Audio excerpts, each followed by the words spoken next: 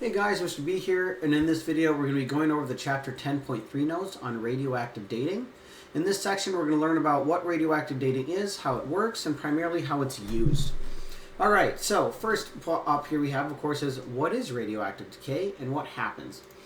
Alright, so as you know, rocks are made out of matter, and all matter that you can see, including rocks, are made of tiny particles called atoms. When there are different types of atoms, a lot of times we call some of these atoms elements. Common elements that you may be familiar with are carbon, oxygen, nitrogen, iron, lead, things like that, right? So all rocks, all matter around us is made out of atoms, and these atoms make up elements. Now, most elements are stable, meaning that it doesn't break down or doesn't change under normal conditions. You know, if you look around at the matter around you, it's not like those things are breaking down or decaying or radioactive. However, some elements do break down over time, or they decay. They release particles and energy in a process we call radioactive decay. We would call these elements radioactive, right? Things like uranium or plutonium, right? Other elements that you may be familiar with. So during radioactive decay, the element itself, that atom, breaks down and turns from one element into a different element, okay? Now, this process occurs naturally in a lot of elements in igneous rocks. So, rocks that are typically found in magma or lava. Now, the rate, though, at which that these elements break down is a constant rate. So it's kind of like the ticking of a clock, okay? The element, as it's radioactive, will break down into this new element, and it will do so at a very specific rate. So scientists can use that rate to determine how old the rock is by looking and seeing how long it's been decaying for or breaking down for, okay? This rate of decay is known as an element's half-life.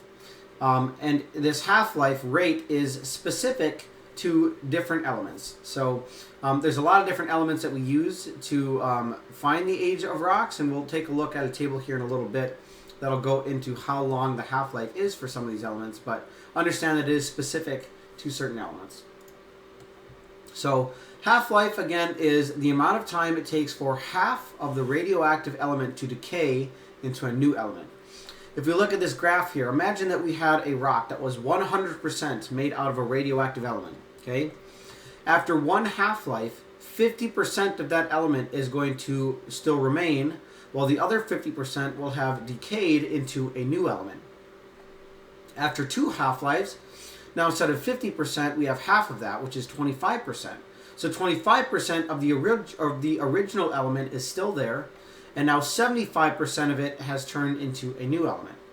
After another half-life, half of that now is gone. So now we have 12.5% of the original element and 87.5% of the new element, right? And this just continues to happen until eventually we're basically down to about 0%. Now, every time this half-life occurs, a very specific amount of time will have gone by, okay? And that amount of time is dependent on what element is breaking down, because it's different for each element. All right, we're going to skip past the questions here. I have a video of me going over those, so if you want to watch that, you certainly can, but we're just going to continue to talk about information. All right, so what can be learned from radioactive dating, and how can that be used to determine absolute age? So geologists will use this radioactive dating to determine the absolute age of a rock. Remember that an absolute age is not a specific number, okay? This is a very big misconception that many students have. They think that absolute age is, that's like the exact age of the rock, like exactly, right? No. Remember that absolute age is just an age that has a number attached to it. It is never an exact age, okay? Ever. It's never exact. It's usually a time span.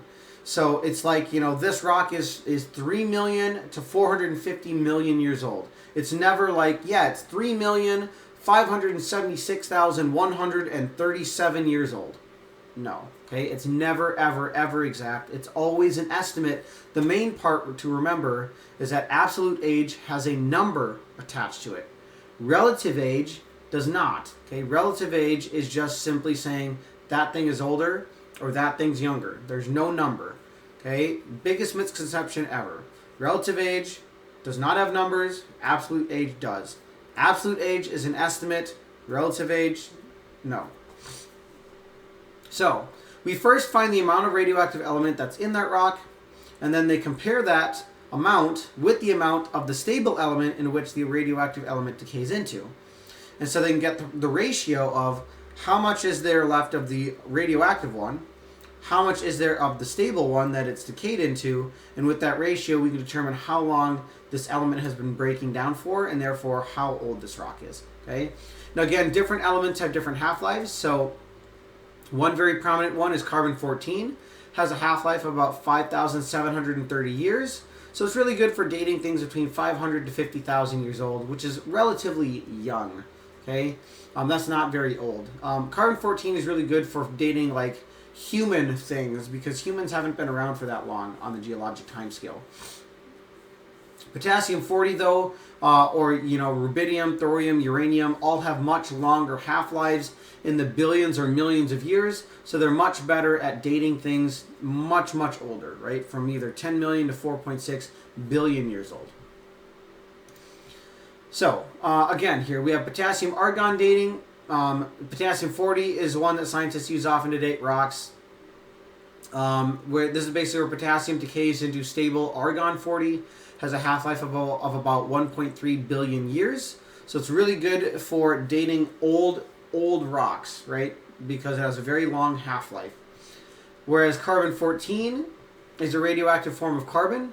All plants and animals have this in them, okay, including you and me. This is because, of course, all living organisms on planet Earth, or most of them, are carbon-based, meaning that our cells are made out of carbon atoms. So there's a very small percentage in our body of these carbon atoms that are radioactive carbon-14 atoms. Okay? So to determine the age of that sample, scientists will measure the amount of carbon-14 that's left in the organism's remains to determine its absolute age. Because your body has a amount of carbon-14 in it that's pretty stable, okay, all the time. Now this carbon is constantly breaking down all the time, but we're constantly replacing it when we eat food. So the percentage in our body is basically about the same all the time. But when we die, we are no longer taking in carbon-14 anymore, and so all the carbon-14 in our body just starts to break down.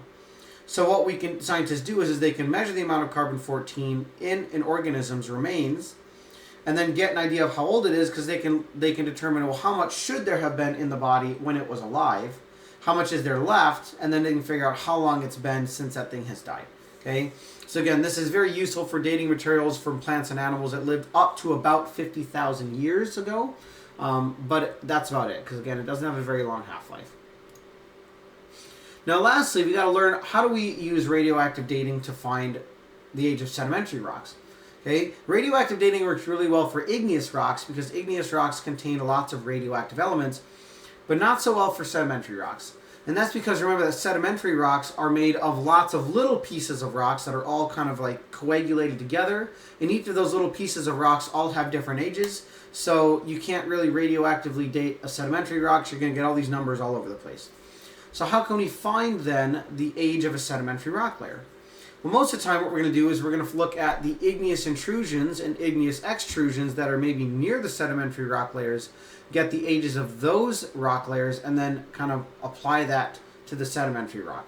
So for example, according to this law of superposition, this extrusion shown here in the image is older than the shale that is above it. And in the image on the right, we have an intrusion, and this intrusion cuts across the shale, which means that the shale must be older than the intrusion. So if we can find the age of the extrusion and we can find the age of the intrusion using radioactive dating, we can then get a time span, and we know that that layer of shale is probably then somewhere in between that age, okay, from this old to this old. So again, that is an absolute age, even though it's an estimate, right? It's a time range, it's an absolute age because it has a number attached to it.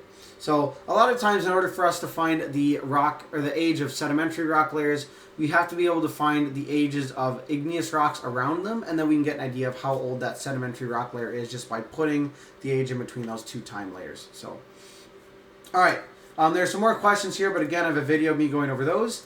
And other than that, that is it for this section of notes, guys. So I will see you in the next section.